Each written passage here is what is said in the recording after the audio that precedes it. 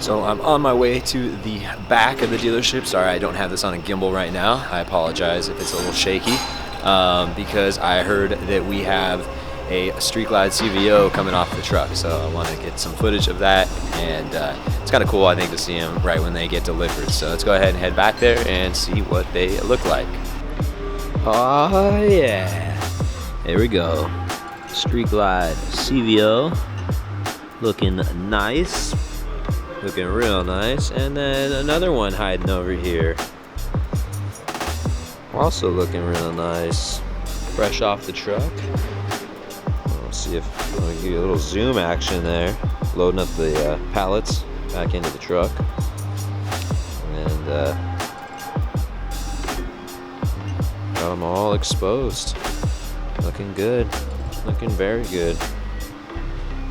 Again, I apologize for shaky cam, but I had very little time to prepare. I apologize.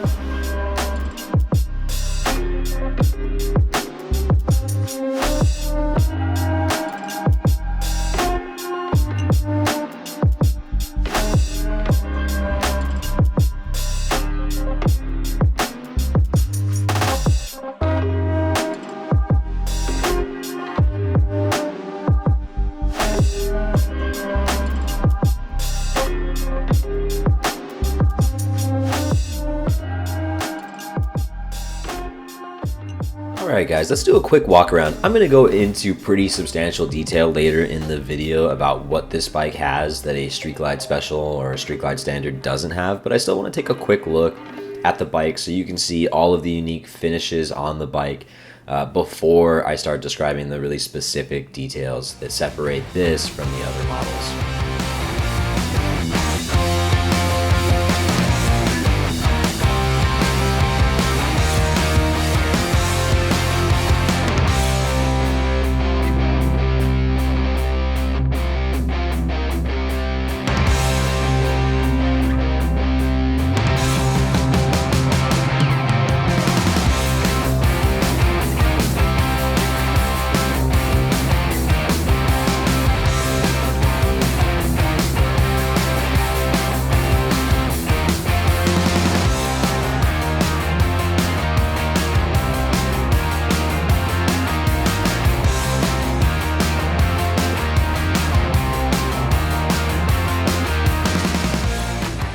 One thing I hadn't mentioned, and I just don't hear it mentioned that often in most reviews, but when you have a CVO key in your pocket, oddly enough, all cameras film you in slow motion.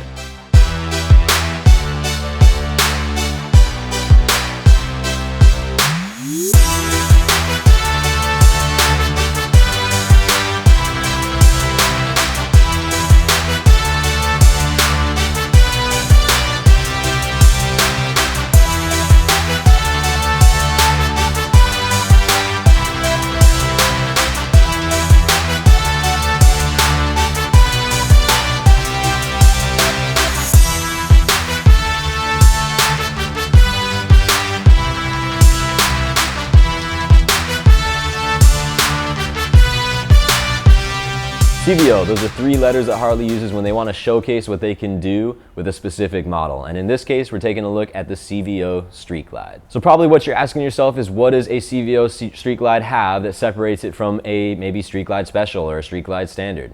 And I'm going to do my best to list all of those things now, but you're going to want to take a seat, maybe grab a snack, because it does involve quite a long list to separate those models out. So let's go ahead and dive right in. So depending on what's important to you, I'd say that one of 2 things is going to be the most important. If you're into performance, the fact that it has the 117 cubic inch Milwaukee 8, the biggest motor that Harley has ever put into a production bike, that's probably going to be the most important feature to you. But if you're more into the aesthetic changes that Harley has made, the design, I'd say that the most important thing to you is going to be the paint. In this case, they offered 3 colors for this year. You've got Sand Dune, you've got Black Stardust Fade, or Stardust Black Fade, and then you've got Smoky Gray and Black Hole, which it might be my personal favorite. I'm also a big fan of the Sand Dune. I go back and forth on those 2 colors. Another big selling point for the CVOs are going to be the upgrades in the audio department. This has got stage 2 boom audio in the front for the 2 speakers. You've got the amp, and then you've also got the speaker bag lids with another amp in one of your saddlebags. So you've got a really potent sound system, 4 speakers. You definitely got a really loud bike here. The CVO comes with its own unique set of wheels. It's got the Fugitive 19-inch wheel up front and an 18-inch Fugitive matching wheel in the rear. I will say that with the removal of the lower leg fairings, I was hoping that they might throw a 21-inch on the front end of this bike like they have on the Road Glide CVO, really emphasizing that custom bagger look. But unfortunately, we didn't see that this year. There's a long list of things that, when you add them all together, represent a really big change, but individually they're kind of small little details that I love to point out because I'm a sucker for little attention to detail changes that the CVOs feature. So you've got a color matched inner fairing, you've got a unique center console trim piece with a LED backlit CVO badge, you've got the flush mount gas cap, you've got a unique gunmetal powder coated finish on the engine cases, which it's just something that you never really see outside of the factory doing like that. No one's going to split the cases and powder coat their cases, or at least it's such a rare thing to have happen that I think it's worth noting on the CVOs. They come from the factory with braided lines, unlike the regular models with the rubber brake lines. You've got a unique CVO rear fender with CVO tail lights that are specific to that fender. You've got the adaptive daymaker up front, which is one of my favorite headlights. And then just as a side note, I know a lot of people, they kind of freak out when they see the pricing of daymakers and they think that Harley's charging an exorbitant amount for them, but do keep in mind that they're manufactured and designed for Harley, with Harley's input, of course, by JW Speaker, which makes their headlights in the United States and designs them in the United States. So of course they're going to be a bit more expensive than the LED headlights you can get from China. Harley also has LED turn signals on this bike, red powder coated accents and the Kahuna collection all over the bike, including the lower rocker box covers. The CVO Street Glide comes standard with RDRS. It's also got the WIM in the fairing already, and it comes with a wireless headset, so you get that connectivity and those electronic packages as standard on it. The Kahuna collection that I mentioned earlier includes Kahuna collection heated grips, which is really nice for those of you who are riding in colder weather, and you get a CVO specific seat that has color matched red accent stitching. And like the other CVOs, you get a unique key fob that includes power locking bags, and you've got a button for both unlocking and locking the bags on the fairing as well, on the inner fairing.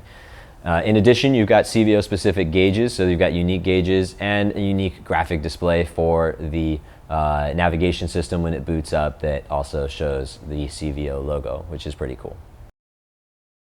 All right guys, so let's talk a little bit about the 2020 CVO Street Glide. So as many of you guys know, I'm a Street Glide guy as opposed to a Road Glide guy, although I really like them both. But I thought maybe I could tell you guys a little bit about my impressions of the two bikes, and if you're trying to decide between the two bikes, the CVO Road Glide and CVO Street Glide, maybe I can help you guys out a little bit and make a determination on which bike to go and what direction to go in. So I really like, first of all, we'll start off between a CVO and a regular bike. So, and when I say regular bike, just regular OEM like Street Glide Special.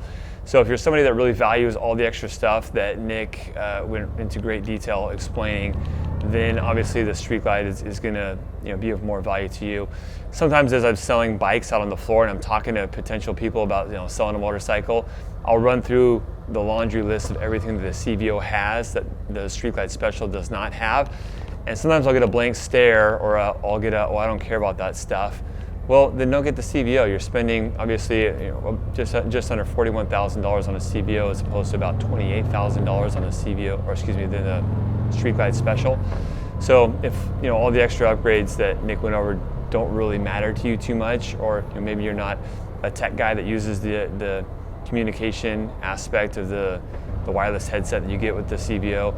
Maybe you don't care about the heated grips, maybe you don't care about all the fancy finishes on the bike. If that stuff doesn't appeal to you, well, just go with the regular Street Glide Special, don't go with the CVO.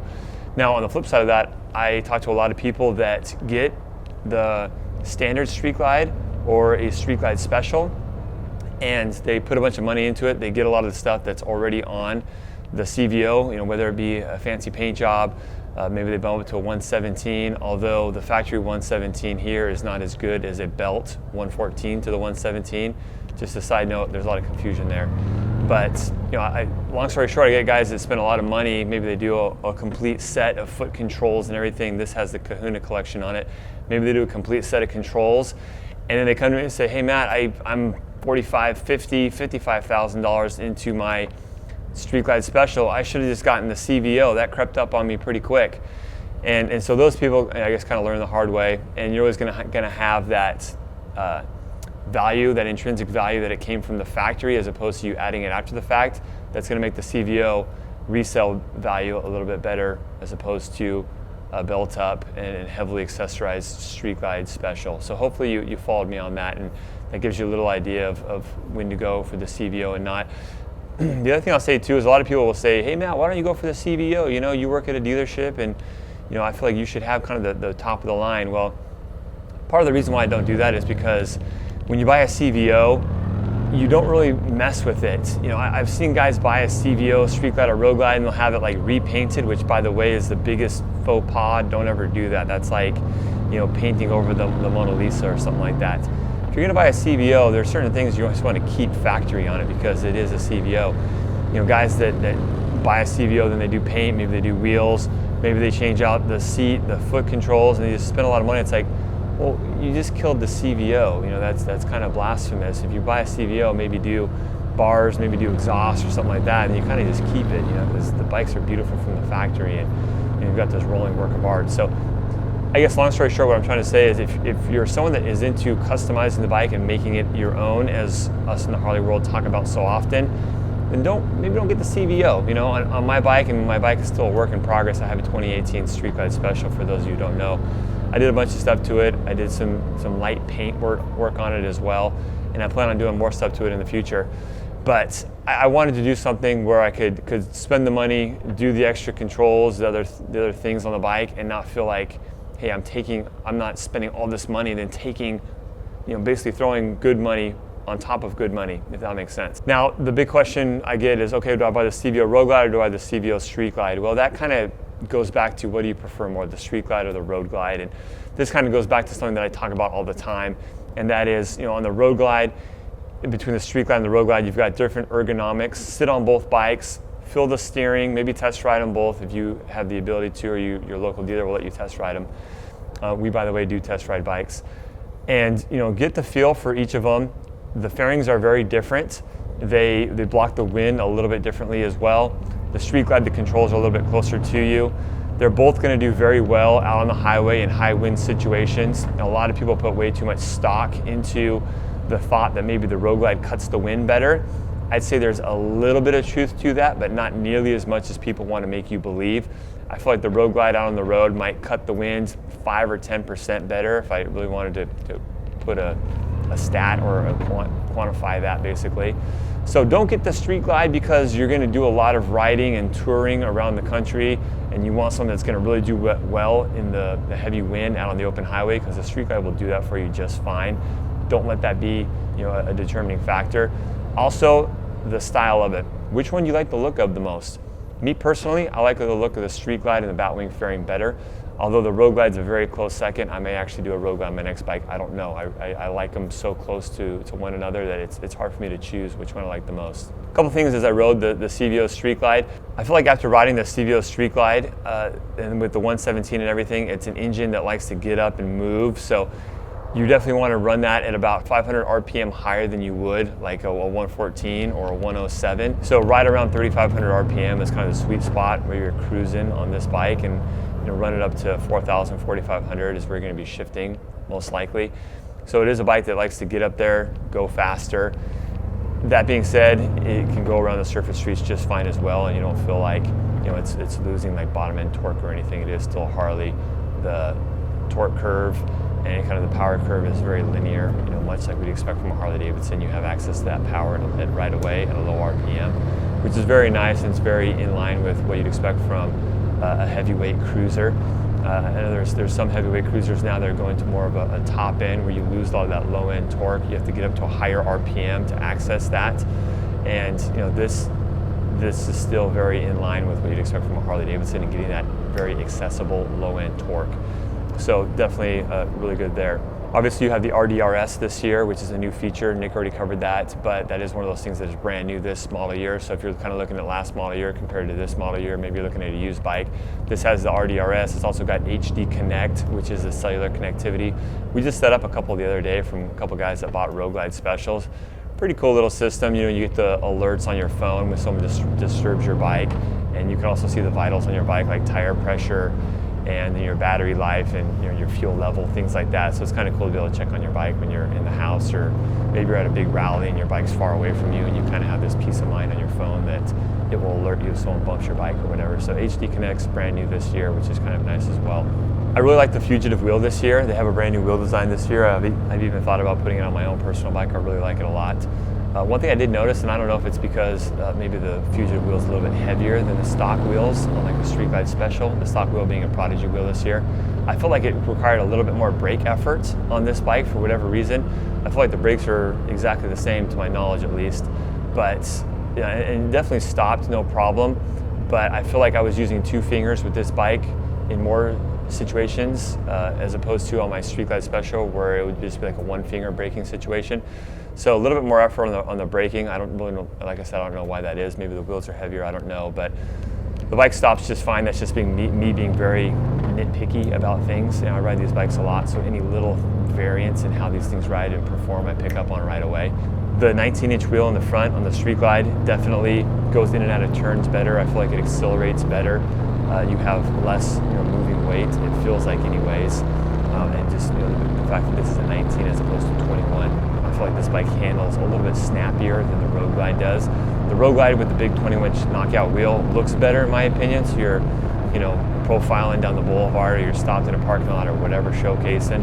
The 21 looks pretty badass. You've got a factory wheel that looks like it's a big old aftermarket wheel on there. So 19-inch wheel in the front, 18-inch in the rear. It does handle very well. A lot of times I get people saying in the comment section of my videos like, oh wow, you spent $41,000 and to make it comfortable you got to get a bigger windshield and taller shocks. And just so we're clear on this, guys, if you want the most functional and the most comfortable bike, especially for 2-passenger riding, get the CVO Limited. That's what they build that bike for. That's what it excels at. But the CVO Limited, cruising down Sunset Boulevard in Hollywood isn't going to look as cool as the CVO Street Glide. So where are your priorities? Are your priorities getting the maximum comfort, best wind deflection, the kind of best overall function as far as storage space, the best travel in the rear shocks? If that's the case, get the Limited. If it's, hey, I want a badass hot rod cruiser, then the CVO Street Glide or the Road Glide is kind of your ticket. Thanks a lot for watching, guys. Take care. If you haven't already, please subscribe to the channel. We got tons of content, Harley-Davidson related, of course, coming your way this year.